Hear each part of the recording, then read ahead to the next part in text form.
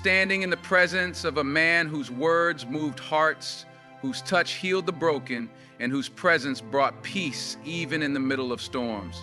A man who walked with the poor, who forgave the sinner, who taught love, mercy, and truth. His name is known across the world, Jesus. But despite the miracles, despite the influence, and despite the devotion of millions, there's a question that continues to echo across centuries. If Jesus was truly God, why didn't he ever say it clearly? And this isn't just a question of religion, it's a question of clarity, of truth, and of what it means to follow someone with our hearts wide open. Because true leaders, true prophets, and true messengers don't speak in confusion. They guide with truth that even the simplest soul can understand. And yet, when it comes to the divinity of Jesus, the words we look for are not there. There is no bold declaration, no loud command saying, "Worship me, I am God." Instead, we find humility, prayer, obedience, and a constant pointing towards someone greater, God above. Today, in this journey together, let's go beyond assumptions. Let's go beyond tradition. Let's open our hearts to reflect deeply, not with argument, but with honesty. Because the truth doesn't fear questions. And if Jesus was more than a man, then surely he would have said it plainly. But if he wasn't, then maybe it's time we listen more closely to what he really said, and more importantly, what he did. Stay with me till the end, because this might be the message you've been searching for your entire life. The first point we must explore is this: the language of Jesus himself. When we study his actual words, what we find is humility, submission, and a consistent reference to someone higher than himself. He often said things like, "My Father is greater than I, and I can do nothing of my own." These are not the words of someone trying to claim divine status. These are the words of someone who sees himself in a role of service, of connection, and of obedience to God. If someone was trying to tell the world without doubt or confusion that he was God, wouldn't he say it directly? Wouldn't he speak with clarity, especially knowing that millions would follow him for generations? In any era, when someone holds a position of authority or divinity, clarity is key. When God sent messengers, they introduced themselves with their purpose. Moses said he was sent by God. Muhammad said clearly he was a messenger. Yet when we examine the words of Jesus, he never says, "I am God" in those clear terms. He always pointed away from himself toward God above. He prayed to God.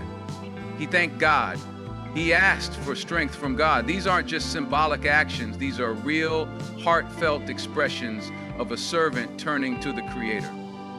When Jesus was faced with hardship, he didn't call on himself for help. He cried out to God. In the garden, he knelt down and prayed with deep emotion. On the cross, according to the accounts, he called out in anguish to the one who sent him. That moment of desperation is not what you'd expect from someone claiming to be all-powerful. It's the cry of someone who knows his place before God and who submits to a will greater than his own. Even his closest followers never quoted him claiming divinity in those words. They spoke about his miracles, his wisdom, and his kindness, but not once did they record him clearly saying, "Worship me." Instead, they called him a prophet, a servant, and the Messiah. Terms of honor, yes, but not divinity. So we must ask, if Jesus was God, why did he always speak like a messenger of God, not as God himself? The second point to consider is how Jesus referred to himself throughout his life and teachings. He often used the title Son of Man rather than Son of God. In fact, Son of Man appears dozens of times in the accounts of his words. This title emphasizes his humanity, his connection to people, and his role as a servant among them. It reflects humility, not superiority. It shows that he identified with human beings in their struggles and pain. If his purpose was to declare divinity, why would he continually use a title that emphasized his humanness instead? The term Son of God in ancient times wasn't always meant to be taken literally. Many people in that era used such phrases to describe closeness to God, spiritual excellence, or a chosen status. Kings, prophets, and even righteous individuals were referred to as sons of God symbolically. It didn't mean they were divine, it meant they were close to God, favored by him, or sent for a purpose. So when others may have called Jesus Son of God, it didn't necessarily mean they believed he was God. It could have meant they believed he was close to God, or chosen by God. More importantly, Jesus never insisted on that title. He didn't correct people to call him God or to worship him. In fact, he often deflected praise. When someone called him good, he replied, "Why do you call me good? No one is good except God alone." That kind of response is powerful. It shows that he was careful not to blur the line between himself and God. He wanted people to recognize the source of all goodness and guidance as being God, not himself. If someone was claiming to be God, wouldn't they welcome titles that lifted them up? But Jesus did the opposite. He reminded people constantly that the power came from God, not from him. He said, "The words I speak are not my own, and I was sent." These are not declarations of divinity. They are the words of someone who knew his mission was to point people to the Creator, not to himself. The third point to reflect on is Jesus' constant devotion in prayer. If he were God, who was he praying to? Prayer by its nature is a connection from the creation to the Creator, a sign of submission, need, and trust in someone higher. Jesus spent many moments alone praying in deep humility. He prayed in the early mornings, before important decisions, and in his moments of pain. These prayers were full of sincerity and showed total reliance on God. If he was God, this act would be confusing. Why would God pray to himself? In moments of difficulty, Jesus turned to God with full trust.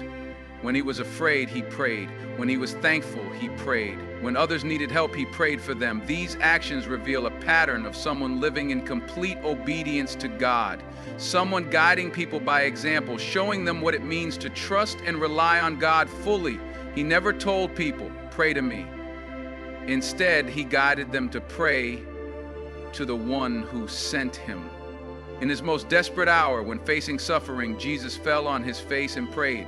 That image alone is powerful. Falling on one's face is a position of the utmost humility, submission, and worship. It's a clear message that even in his hardest moment, Jesus didn't claim to have control over his own fate. He turned to the one who does.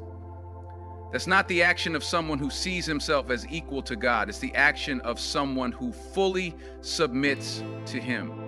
This pattern in his life, praying, obeying, and pointing others to God, builds a clear picture. He didn't live to glorify himself. He lived to glorify the one who sent him. If he had intended people to see him as divine, why wouldn't he have made it unmistakably clear? Instead, he lived a life of devotion, humility, and servanthood, showing the way to God, not becoming the destination. The fourth point to consider is how Jesus constantly emphasized that his power and knowledge were not his own.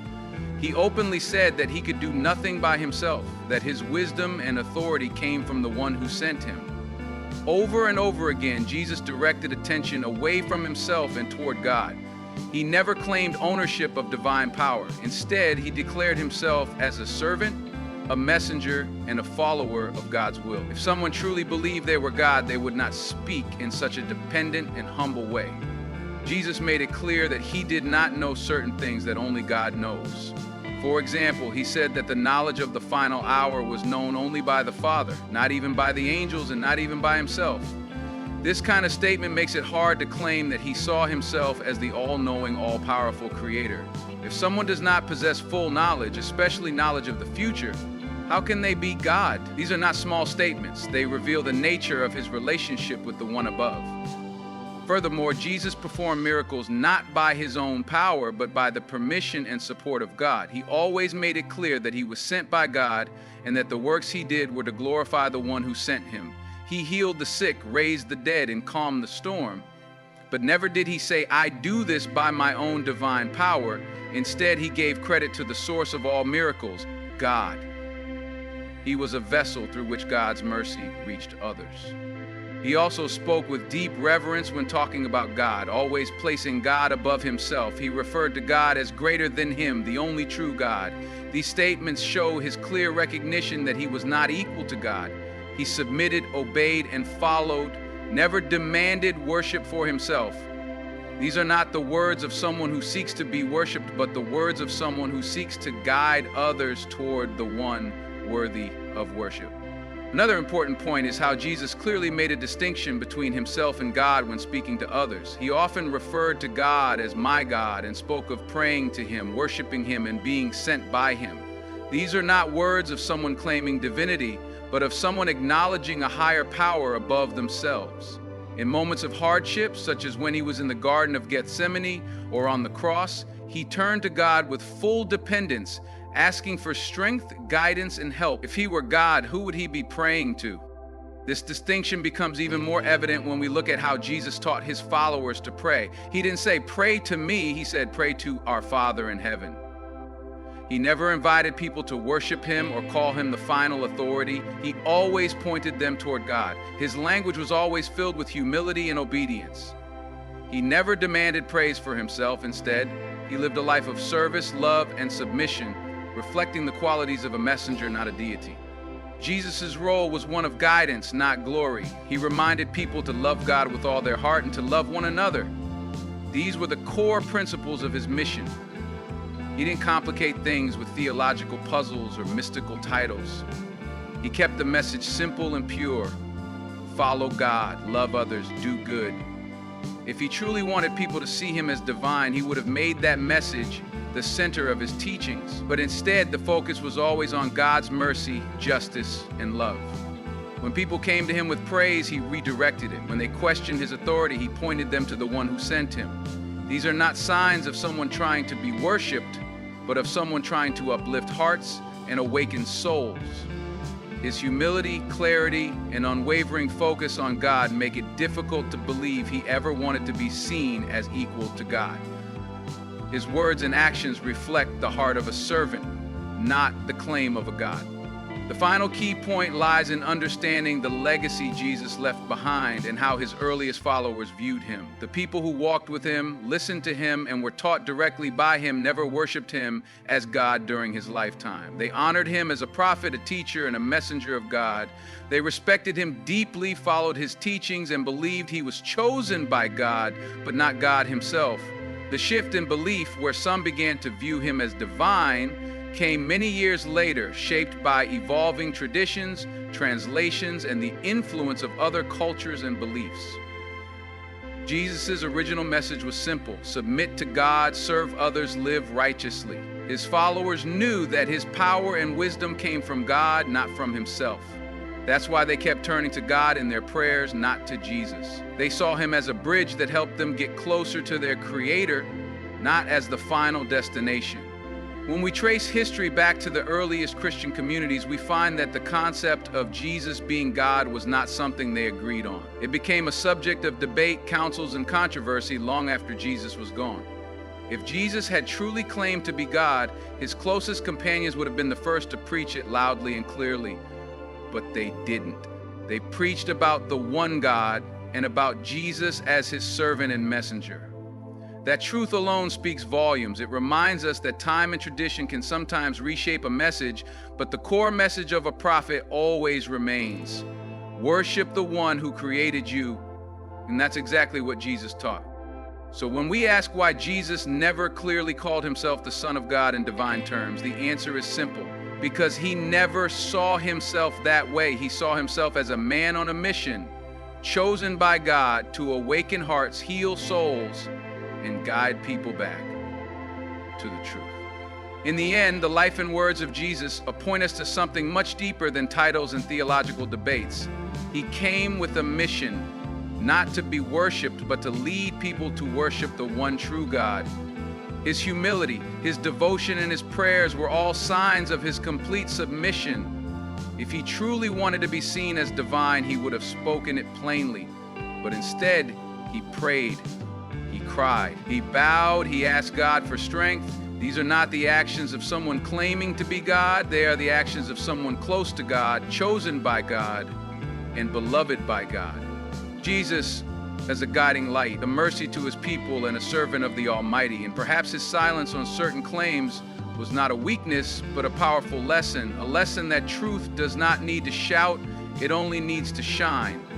And his light continues to shine, not through grand claims, but through love, mercy, and faith in the one who sent him. Let us not divide over labels, but unite in the message that Jesus truly brought. Worship God alone, love one another, and walk the path of righteousness with humility. This message is not bound by culture or time. It is eternal, and it speaks to every heart that seeks truth. Thank you for staying with me through this journey of reflection. May your heart always remain open, your mind always seeking, and your soul always guided by light. Thank you for listening, and may peace and clarity be with you always.